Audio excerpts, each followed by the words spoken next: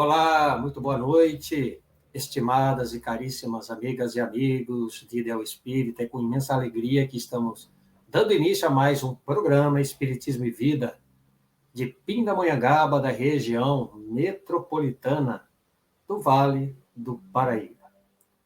Hoje, dia 5 de novembro do ano de 2023, estamos assim dando prosseguimento, a continuação do nosso estudo sistematizado do Evangelho segundo o Espiritismo por Allan Kardec. Gostaria aí de enviar o meu fraterno abraço a todos que passam a nos acompanhar, o nosso carinho, o nosso grande respeito a todos que passam a se integrar agora conosco para as reflexões de mais este estudo de o Evangelho segundo o Espiritismo. Deixo aqui também o meu abraço ao amigo Davi Ascenso, ele que está sempre aí responsável pelas grades desta programação, levando sempre conosco, junto com outros expositores, os temas da obra de Allan Kardec. Meus amigos, a respeito do emprego da fortuna, hoje, o item que nós iremos discorrer e desenvolver, 12 e 13, do capítulo 16, não se pode servir a Deus e a mamão, o codificador Allan Kardec, ali, quando nós buscamos uma outra obra, o Livro dos Espíritos, ele perguntou aos imortais, conforme nós vamos aqui mostrar nos slides.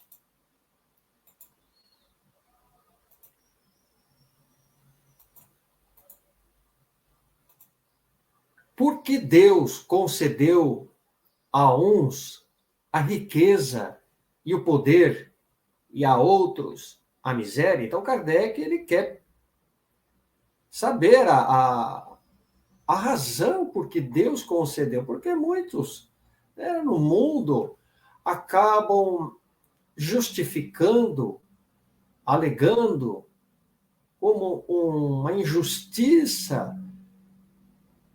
Por que Deus premia uns, premia outros com a riqueza, na opulência, outros na miséria, sem nada ter? Então, a resposta de Deus, aliás, dos Espíritos, foi essa.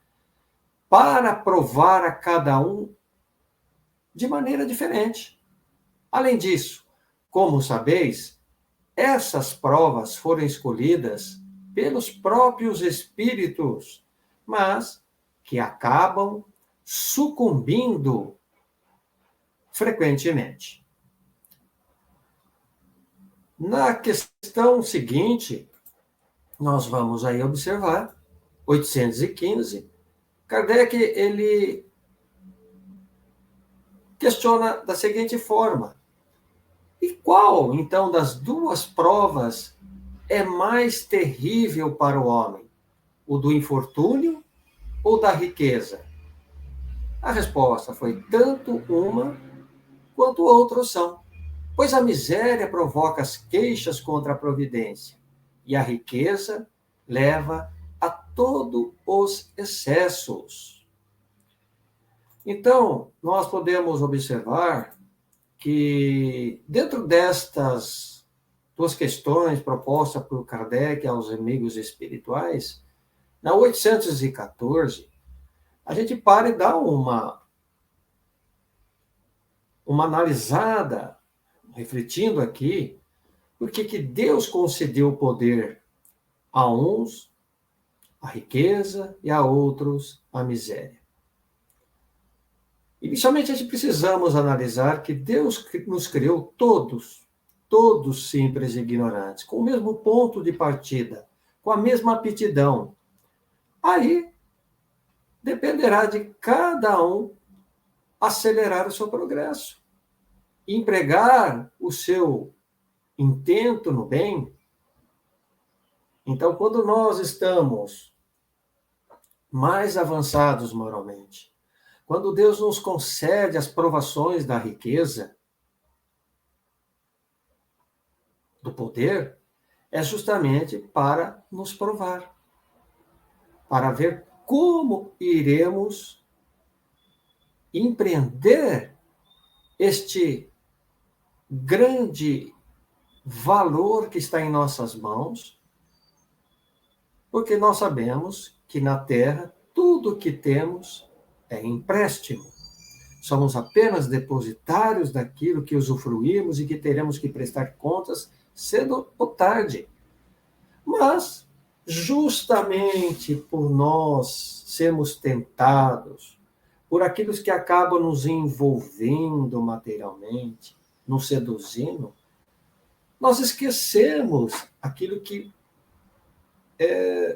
elegemos para as nossas provações antes da reencarnação. Seria o mesmo que dizer assim, olha, eu vou fazer tudo certinho lá na Terra, conforme está planejado. Mas quando nós reencarnamos aqui como uma criança que acaba vendo um doce, ela esquece das suas responsabilidades.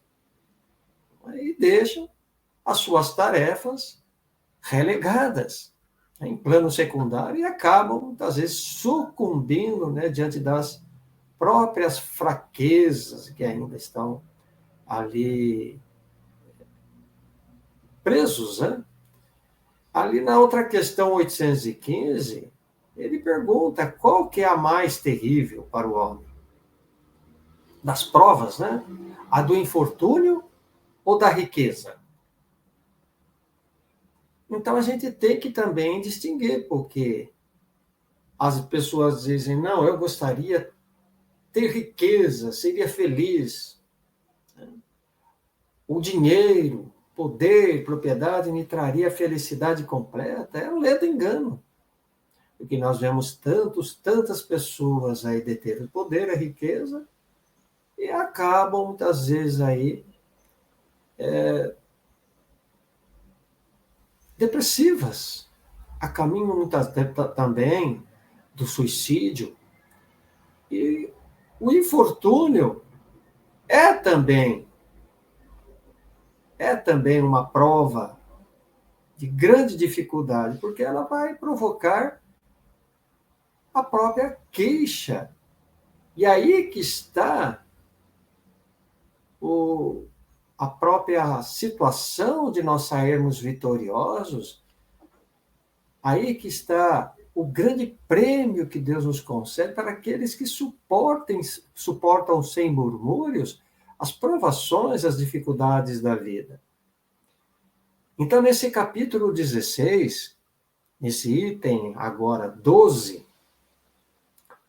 ali no ano de 1861, em Cracóvia, que é uma cidade no sul da Polônia, Allan Kardec ele traz no item 12 deste capítulo presente o depoimento de um espírito protetor, que diz assim.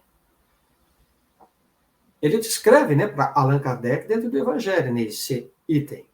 Eu, quando considero a brevidade da vida, fico dolorosamente impressionado pela incessante preocupação da qual o bem-estar material é para vós o objeto, e talvez até o único. Porque nós jogamos toda sorte, apostamos todas as moedas neste mundo em detrimento daquilo que nós deveríamos conquistar espiritualmente, moralmente. Tanto é que ele diz assim, ao passo que tão pouca importância damos ao nosso aperfeiçoamento moral. A que pouco ou nenhum tempo consagramos. E, no entanto, é o que importa para a nossa eternidade, diz ele, esse espírito protetor. Não é o que nós estamos acumulando, não é aquilo que nós estamos amealhando na presente existência, no significado de propriedades, de bens materiais, até mesmo a intelectualidade, é que garantirá a nossa eternidade. Eu digo intelectualidade porque muitos intelectuais têm uma preponderância sobre os demais, mas moralmente são muito inferiores. Não é? Muitas pessoas se vangloriam de pessoas envergadas no grande estudo, mas elas ficam a desejar. Porque muito mais vale um sábio do que, às vezes, uma pessoa muito instruída, né? Porque ela tem a experiência da vida. Porque a pessoa instruída, muitas vezes, ela não traz consigo esta moralidade que faz a diferença no mundo espiritual. Porque quando nós estivermos despidos desse corpo, meus amigos, no mundo espiritual, não é Deus, a nossa consciência é que irá perguntar o que fizeis do tempo concedido lá no mundo. Será que nós amealhamos os valores imperecíveis, aquele que diz do Evangelho que a traça, a ferrugem não pode consumir, nem o ladrão roubar? Porque geralmente nós estamos realmente mais preocupados em deter os valores materiais do que os espirituais, como diz o Espírito Protetor, o que importa para a nossa eternidade. Então, para que possamos um dia, quando terminar nossa estada aqui na Terra, nos apresentarmos com a malinha cheia, né? Cheia de bondade, daqueles trabalhos de auxílio ao próximo, do exercício do perdão, onde aprendemos os valores importantes para a nossa alma. Ele continua: dir-se-ia diante da atividade que desenvolveis, às vezes tratar-se de uma questão do mais alto interesse para a humanidade, quando não se trata, na maioria dos casos, senão de vos pordes em condições de satisfazer as necessidades exageradas, como a vaidade, ou de vos entregardes aos excessos. Até a gente pode dizer assim, uma pessoa ela está caminhando bem, uma vida regrada, uma vida positiva, não é? Uma pessoa que está sempre voltada à sua espiritualidade, à religiosidade, mas de repente sabemos que estamos em contato com a influência deste mundo físico. E em certos ou determinados trechos nós somos atraídos, somos seduzidos. E é aonde nós acabamos seguindo esta tentação, entregamos aos excessos. E a gente sabe que trazemos ainda no foro íntimo a nossa vaidade, ainda que talvez adormecida, né, o nosso orgulho, mas dependendo do grau de cada um, ele vai sobrepujar sobre tudo isso. Quando as tentações, quando este rei, que é o mamão, que é o poder, ele nos convidar para isso. Então, quantas penas, né, prossegue dizendo o Espírito Protetor, quantas penas, cuidados e tormentos se impõem, quantas noites sem sono para aumentar uma fortuna, frequentemente mais do que suficiente. Então, as pessoas não estão, elas não estão ali focadas e para poder trabalhar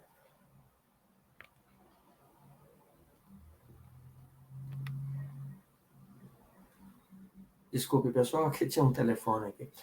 Então, as pessoas não estão muito preocupadas em focar as suas vistas espiritual naquilo que lhes satisfaz, compraz, no necessário.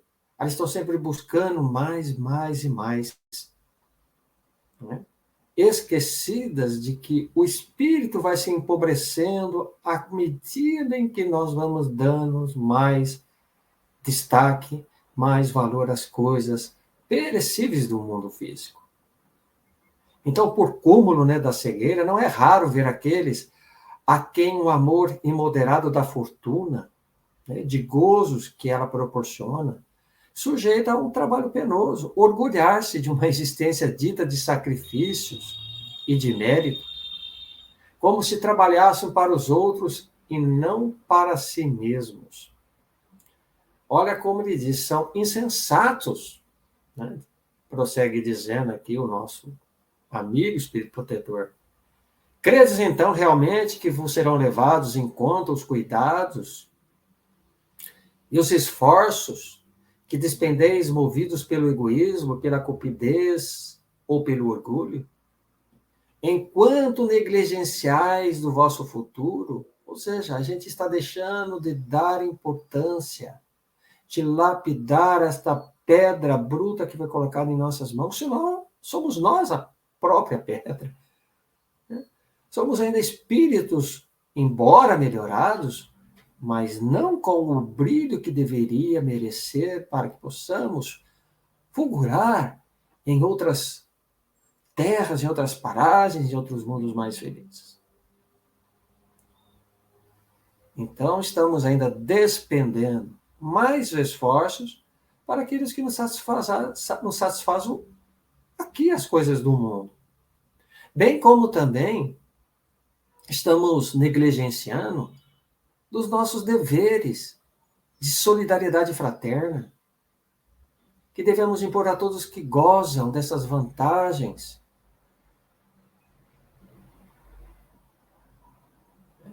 Que está retido em suas mãos, que precisam compartilhar aí fora com a vida social, com o familiar, com aqueles que estão à nossa volta. Mas eu digo assim, eu não tenho poder, eu não tenho o suficiente para dar. Os amigos, o maior tesouro que nós podemos ter é aquele que nós mesmos detemos dentro de nós. A riqueza interior, esta felicidade que podemos repartir com o nosso semelhante, essa é a verdadeira riqueza imperecível, que jamais se perderá. Essa que o mundo nos oferece, essa ficará para trás, ficará perdida. Ficará aqui para que os herdeiros dilapidem, briguem entre si. É isso que nós queremos para o nosso progresso espiritual? Não. Ele diz assim que unicamente estamos no vosso corpo. Estais no vosso corpo. Haveis pensado, dizer, apenas em seu bem-estar, nos seus prazeres, que é objeto exclusivo de vossa solicitude egoística. Por ele, diz, morremos, desprezamos o nosso espírito, que viverá para sempre. Então é bem triste a realidade, e a própria literatura espírita demonstra isso nas obras. Temos aí a obra de André Luiz, Emmanuel, Dr. Bezerra, nos elucidando de forma maravilhosa, esclarecedora, sobre o destino daqueles que se detêm neste mundo e se empobrece-se diante da realidade maior que nos aguarda. Então temos que procurar alimentar o espírito com coisas boas. Ninguém pede a santificação da noite para o dia. Porque nem isso podemos alcançar por hora, porque isso demanda, e como tem demandado, né? Reencarnações e reencarnações. E iremos falhar, iremos carregar em nossa malinha, como falamos, as nossas falhas, as nossas imperfeições, para serem corrigidas em outras. Então o homem está sempre em busca do mais, o mais, sem pensar que está se empobrecendo. Até certa vez perguntaram, acredito que todos já viram isso, de um grande sábio, né? Que, ao perguntarem-lhe o que o mais o surpreendia na humanidade, foi a pergunta que fizeram para ele. E esse sábio respondeu assim, que aos homens. pois eles perdem a saúde para juntar dinheiro. Perdem a saúde para juntar dinheiro. Depois perdem o dinheiro para recuperar a saúde. E por pensarem ansiosamente no futuro, esquecem-se do presente de forma que acabam por não viver nem no presente nem no futuro. E vivem como se nunca fosse morrer. E morrem como se nunca tivessem vivido. É para pensar realmente. Porque nós estamos na presente existência, certo que precisamos trabalhar, precisamos conquistar o nosso bem-estar, nossa segurança, isso está dentro das obras de Kardec. Isto não é condenável, meus irmãos. O que faz a perdição do ser humano é o excesso. É aquilo que ele quer conquistar além das suas possibilidades, trabalhando além do horário, tendo mais do que uma necessidade para lhe satisfazer o seu prazer, às vezes um carro, às vezes quer ter dois, quer ter duas motos, às vezes não se contenta com aquilo, troca, às vezes por uma coisa até simples, o smartphone não está ali atendendo, às vezes um requisito, ele já quer comprar um novo. Então que a gente está perdendo o nosso precioso tempo com coisas fúteis. Apesar que são importantes, ele colabora para o nosso progresso, para o nosso desenvolvimento, o nosso relacionamento na sociedade. É uma ferramenta importante, mas desta ferramenta temos que ter o cuidado para não se machucar, como muitas ferramentas também, muitas vezes utilizada, como por exemplo, na lavoura, se não for bem administrada, acabamos nos machucando. Então precisamos o quê? Ter ciência daquilo que nós estamos investidos para trabalhar, daquilo que recebemos de graça de Deus, né, para poder administrar bem. Então a gente fica trabalhando naquele azáfama, naquela loucura, naquela corrida desenfreada e perdemos saúde. E quando perdemos saúde, como diz bem esse sábio, não vamos poder desfrutar, né, do necessário, porque a gente quis o supérfluo. E depois disso, vamos o quê? Correr atrás de remédios, atrás dos médicos, para recuperar a saúde. Então, não é melhor nós vivermos uma vida mais simples e tranquila? Né? Termos apenas o necessário que garanta, novamente repetindo aqui, garantir o nosso bem-estar, a nossa segurança, do que ter tudo ao mesmo tempo e não conseguir abraçar. Então é isso que eles nos orientam. Não só esse sábio, mas a própria espiritualidade amiga, a doutrina já nos oferece esse caminho. Jesus já dizia, não ajunteis ou não acumuleis tesouro na terra, né?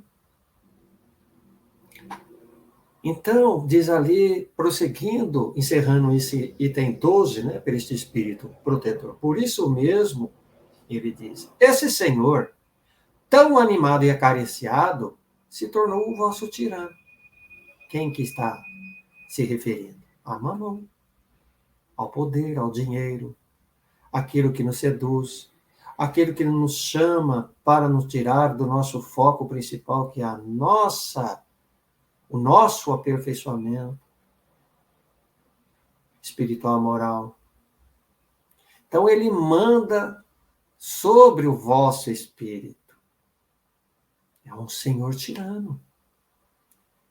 É um senhor que não tem uma forma física, mas ele está constantemente ao nosso redor sob formas de quê? De chamamentos. A influência de uma má amizade, de alguém que quer nos levar para um mau caminho. Então a gente percebe isso, que este grande ardiloso tirano, o Mamon, né, do referido capítulo, ele está sempre à espreita, querendo tirar um proveito de nós e querendo a nossa perdição. Ele quer a nossa infelicidade.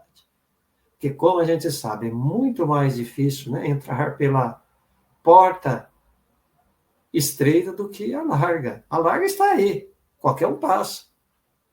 Então ele diz, ele manda sobre o nosso espírito, ou o vosso espírito, como ele ali descreve, que lhe constitui, acaba lhe constituindo como escravo. E somos escravos realmente. Porque quando nós estamos ali tão agarrados à materialidade, às coisas que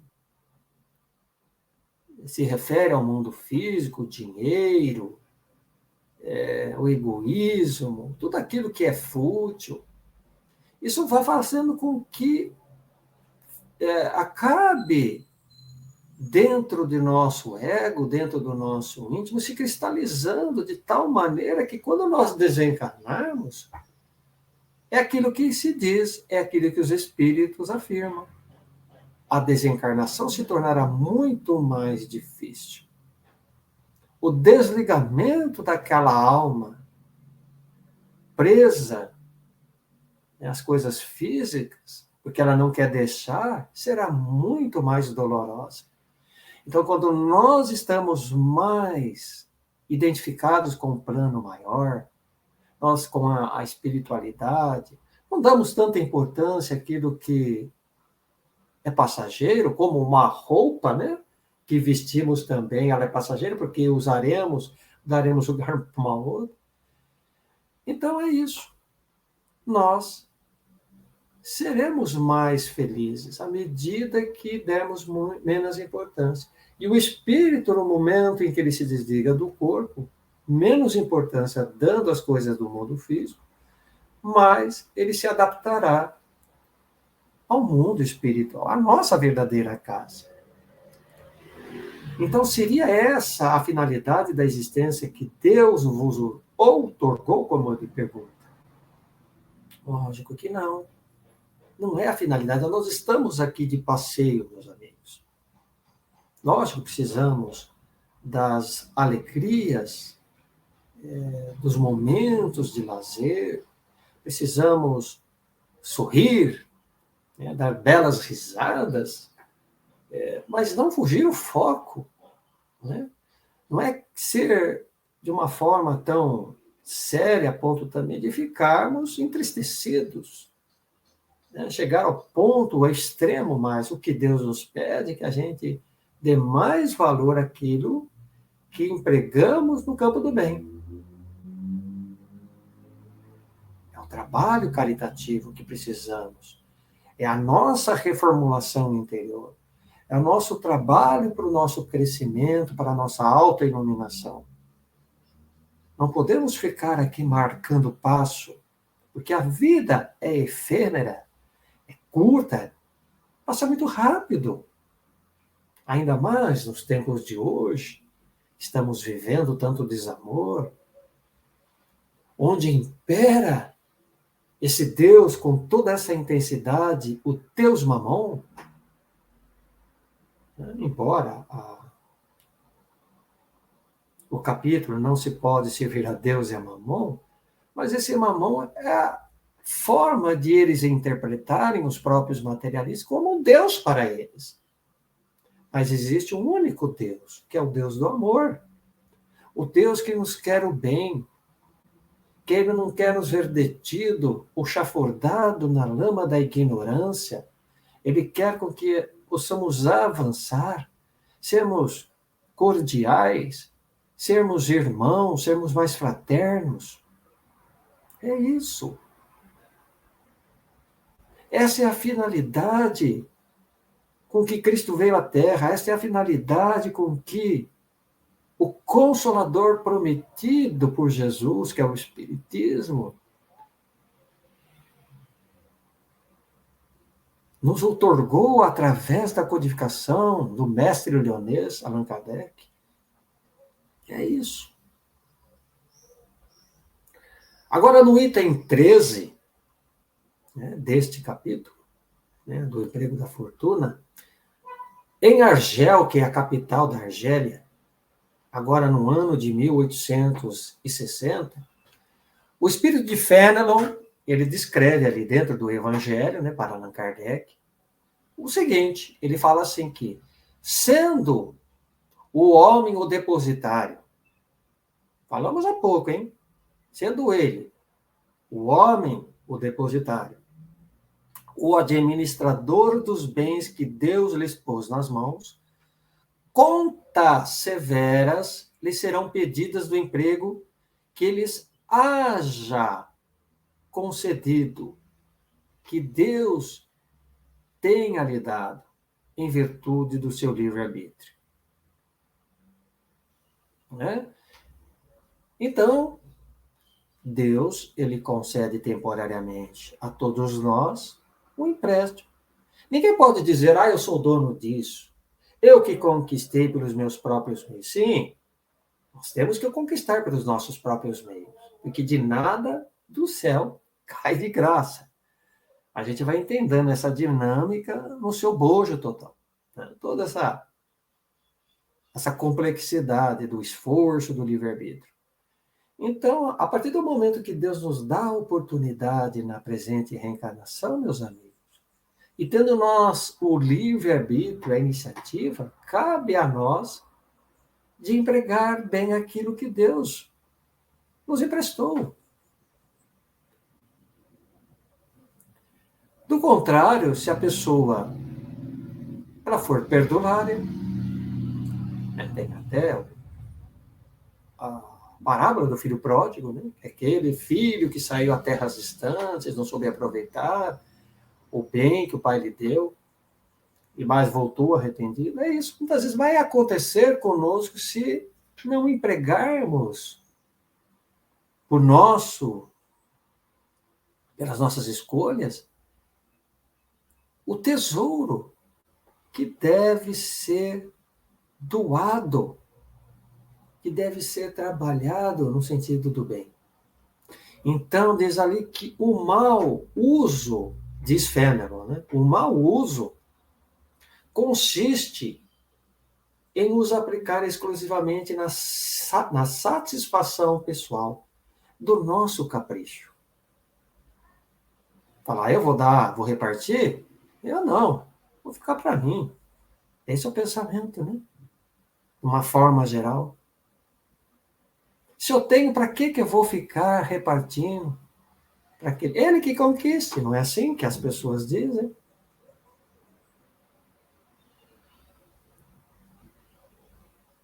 É muitas vezes quando acontece, né? A pessoa está bem sucedida na vida, está em vento e poupa, e de repente, de um momento para outro, a sua vida começa a se desbarrancar. Por que isso? Porque Deus é injusto. Eu trabalhei a vida toda para conquistar. Justamente. Você usou o seu esforço, mas Deus te ajudou a erguer o seu império pessoal. Mas não para a sua exclusividade, para a satisfação egoística. Mas para ajudar aqueles que, como você um dia, teve necessidade. Porque é tão bom, meus amigos, saber quando nós passamos pelas dificuldades e crescemos materialmente, e na retaguarda nós vemos aqueles que também precisam do nosso auxílio. Então é a hora de pensar, eu vou ajudar porque sei o que é viver na penúria, sei o que é passar fome, o que é passar necessidade. Então é por isso que diz Fénelon, que o mau uso consiste em os aplicar, ou seja o que for, exclusivamente apenas para satisfazer o nosso ego. Só isso. Bom é o uso, ele diz. Ao contrário, todas as vezes que as pessoas, né, deles resultam bem qualquer para outra. É isso. Converter aquilo que detemos em nossas mãos para ajudar o próximo. Então, o merecimento de cada um, o merecimento de cada um está na proporção do sacrifício que se impõe a si mesmo. Lembrando aquela passagem também da parábola da viúva, né? Em que Jesus observava todos aqueles ricos do tempo ali, colocando no gasofilácio. Aqui o gasofilácio era um cofre, né? O nome que se emprestava, gasofilácio à época, para depositar ali as moedas. E ali eles davam o quê? Da sobra, o que lhe tinham a mais. Muitas vezes para aparecer. E aquela viúva deu da sua necessidade, daquilo que ela nem tinha para sobreviver. E aí é onde foi que Jesus afirmou, né, aos seus seguidores, aos seus apóstolos, essa que deu muito mais do que aquele, do que lhe sobrava, né? Porque essa deu da sua indigência, da sua própria necessidade de viver. Ela se sacrificou para isso. Então, quando nós damos daquilo que nos falta, é mais meritório. Deus vê com mais bondade aquilo que nós praticamos. Então, é assim que a beneficência é apenas um modo de empregar-se a riqueza, diz a lei Fena. Não importa como vamos empregar, como vamos trabalhar. A beneficência até num sorriso, numa palavra de conforto, de estímulo, é o bem. Porque ela vai dar o quê? Como diz Fenelon, o alívio à miséria presente. Socorrer o estômago, mas socorrer também o coração. A alma muitas vezes aplacada ali pela tortura moral, que a pessoa está abandonada, desprezada. Porque é triste ver essas pessoas. Ela tem fome de espírito, muitas vezes nem tem tanta fome do estômago. Mas é preciso socorrer ambas. Então, como eu disse, ele dá alívio à miséria presente. Vai minimizar a fome. Vai preservar do frio e proporciona abrigo ao que não tem. Dever, porém, igualmente imperioso e meritório, é o de prevenir a miséria. Olha aqui que Fenelon nos coloca. É imperioso que nós, e muito meritório para quem faz, prevenirmos a miséria. Não quando a miséria já está instalada. Não quando a miséria já dizimou tantos seres, tanta população como tem acontecido. Mas é fazer o quê? Um planejamento. A partir da intelectualidade humana e também da entrega de poder repartir para aqueles que não têm, a fim de que não pereçam na enfermidade, na fome, é fazer uma contenção, um planejamento para que isso não descambe para coisas piores. É que negócio, antes, né, prevenir do que remediar. É mais difícil conter, às vezes, a miséria, às vezes a fome, quando ela está alastrada, quando ela está torturando, porque nós perdemos o controle. Então, ele diz que é imperioso, meritório prevenir a miséria. A gente pode, por um simples exemplo, dizer, doando uma cesta básica. Conversando, olha, como que você está? Você está sem emprego, não está? O que eu posso fazer por você? Você trabalha com o quê? Eu posso tentar alguma coisa, uma colocação. Não é? O homem que está dentro da própria tecnologia, da própria ciência, criar meios também para conter a miséria, favorecendo recursos para que ela tenha condições mais acessíveis, que às vezes são coisas caras que elas precisam, o alimento como também, baixando o preço da cesta básica. São coisas assim, simples, para que se evite o mal maior, não é? Tal, sobretudo, diz ainda, prosseguindo Fenelon, dentro do Evangelho, tal, sobretudo, a missão das grandes fortunas, missão a ser cumprida mediante os trabalhos de todo o gênero que com elas se podem executar. Nem pelo fato de tirarem desses trabalhos legítimo proveito, os que assim as empregam, deixaria de existir o bem resultante delas, porquanto o trabalho desenvolve a inteligência e exalça a dignidade do homem, facultando-lhe dizer: altivo que ganha o pão que come, enquanto a esmola acaba humilhando e degradando. Porque é uma grande vantagem, uma grande riqueza de tudo isso para quem ajuda o próximo sem humilhar, dando-lhe, facultando-lhe a sua alegria de buscar o melhor, vai fazer com que esta pessoa ela não fique numa vida marginalizada, muitas vezes ela é humilhada, muitas vezes ela é ali degradada.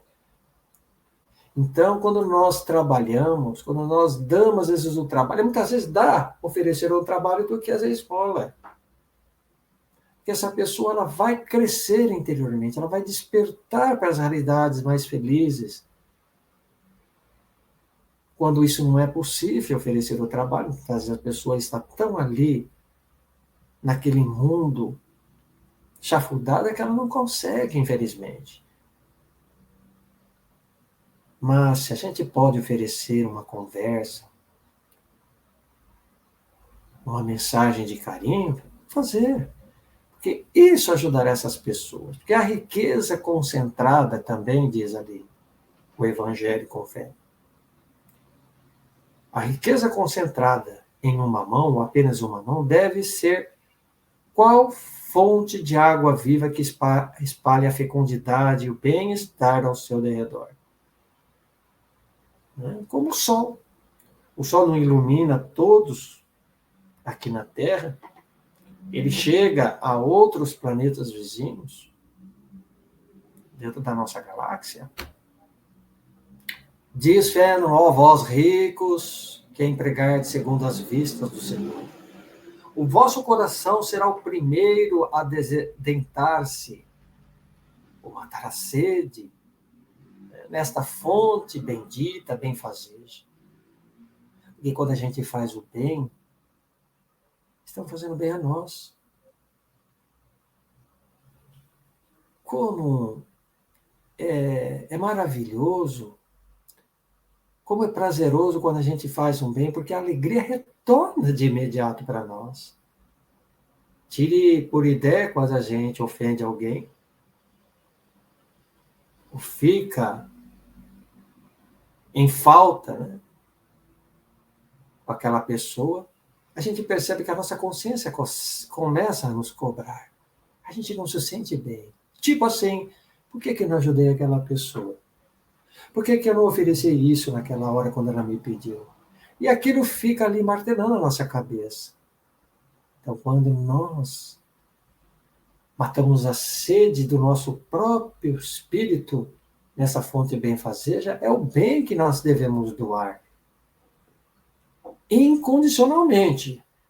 Sem condições, sem impor retribuições. Né? Então vamos nos saciar nessa fonte benfazeja, porque é dando que se recebe, segundo a expressão da oração de São Francisco. Já nesta existência, então, nós fruiremos os inefáveis gozos da alma. em vez dos gozos materiais do egoísta, né, que acabam produzindo no seu coração vazio. Lembram do Zaqueu, aquele publicano que conheceu Jesus na história da Bíblia, dos próprios textos bíblicos? Então, ele vivia numa vida tão vazia e fútil que ele foi agraciado, ele foi ali tocado para conhecer por que o mestre estava ali, ele teve vontade. Sem adentrar, né? Ali a história, mas no final ele foi aquele homem que se converteu. Seu coração se encheu novamente de alegria, de esperança, de amor, fazendo o contrário do que ele fazia, que era deter as riquezas, se satisfazer tudo aquilo que estava à sua volta, o brilho, né, as riquezas ali das moedas cintilantes. Fernão diz assim: vossos nomes serão benditos na terra, e quando a deixardes, ou quando nós desencarnarmos, o soberano Senhor vos dirá, como na parábola dos talentos: bom e fiel servo, entra na alegria do teu Senhor. Nessa parábola, o servidor que enterrou o dinheiro, que lhe fora confiado, é a representação dos avarentos. Daqueles que apostaram as suas fichas aqui neste mundo. Não. Depois dessa vida, nada mais terei, vou aproveitar. É isso. São as pessoas que aqui vivem o hoje. E só o hoje, sem pensar no amanhã.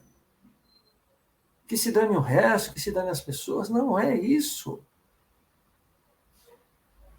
Não é sermos perdulários. Temos que também deter aquilo que conquistamos, mas ser repartido com discernimento, com sabedoria. Tem pessoas que não têm quase que comer, mas elas fazem render, duplicar aquilo que têm, fazendo bem. Será que não seria como aquela parábola, como Jesus ensinou, da multiplicação dos pães? Não é?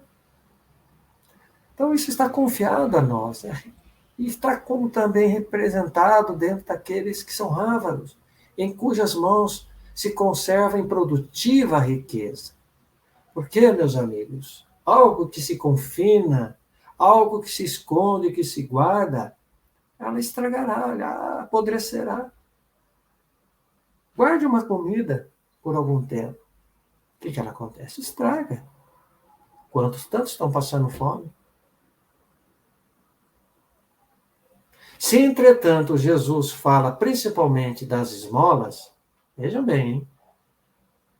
É que naquele tempo, e no país em que ele vivia, não se conheciam os trabalhos que as artes e a indústria criaram depois e nas quais as riquezas podem ser aplicadas utilmente para o bem geral. Porque o progresso naquela época era de uma forma, hoje é diferente, hoje a tecnologia, né? Veja como está. Os recursos estão muito mais fáceis. Hoje em dia é só ir no mercado e comprar aquilo que nós precisamos. A gente tome aí, por exemplo, alguns anos atrás, a pessoa para poder extrair tinha que socar o arroz no pilão, tinha que tirar o que sustentar do seu próprio suor, né? Tinha que se sacrificar muito. Mas hoje já temos tudo aí praticamente, vamos dizer, entre aspas, de mão beijadas. Então, por que a gente fica tanto reticente, tanto evitando em ajudar as pessoas? Não é? Então, a todos os que podem dar, pouco ou muito, direi, né? Fernão falando assim, pois, dê a esmola quando for preciso. Dê a esmola quando for preciso, mas, tanto quanto possível, convertei-a em salário. Olha que importante, em salário. A fim de que aquele que a recebe não se envergonhe dela. não se envergonhe dela. Não se sinta humilhado, não se sinta diminuído, porque é tão triste você chegar para alguém, a indigência ao nosso redor, nas vias públicas. Muitas vezes você não sabe a procedência daquele irmão, muitas vezes ele não nasceu naquela indigência, mas às vezes ele caiu diante de uma circunstância e que ela tem consciência das próprias situações que a vida lhe apresenta. Então, quando alguém chega ali e apresenta de uma forma humilhante, toma e só como que se colocando como uma pessoa poderosa diante dela, essa pessoa se sentirá muito entristecida, humilhada, e não é isso. Esse não é o objetivo da esmola. A esmola, ou seja, ela precisa ser entendida como que uma doação fraterna. A esmola é até um pouco, na sua conotação, podemos assim entender, um pouco pesada para aquele que, olha, eu vou te dar uma esmola. Só nisso a pessoa se sente o quê? Retraída. Então, que bom se a gente poder converter, como diz Fenelon, aquilo que damos, que doamos em salário. A pessoa se sentirá até mesmo inclinada a sair daquele estado, a procurar a se melhorar por si própria. Porque quando nós damos simplesmente por dar, a pessoa se acomoda. Quando nós damos em forma de incentivo, olha, lute, você consegue sair dessa situação. Nós estamos te ajudando, mas procure se esforçar-se. Você tem capacidade para isso. Então, nós veremos que a pessoa ali dentro estará plantada uma sementinha para que, dependendo de cada um, do seu estado evolutivo, procure o seu progresso, material como espiritual. Então, meus amigos, aqui me despeço agradecendo a todos os amigos internautas que puderam nos acompanhar, o nosso abraço fraterno, aos amigos, que possamos, então, numa próxima oportunidade, estar aqui dando sequência, então, ao nosso estudo sistematizado do Evangelho segundo o Espiritismo. Um abraço a todos, muita paz, fiquem com Deus.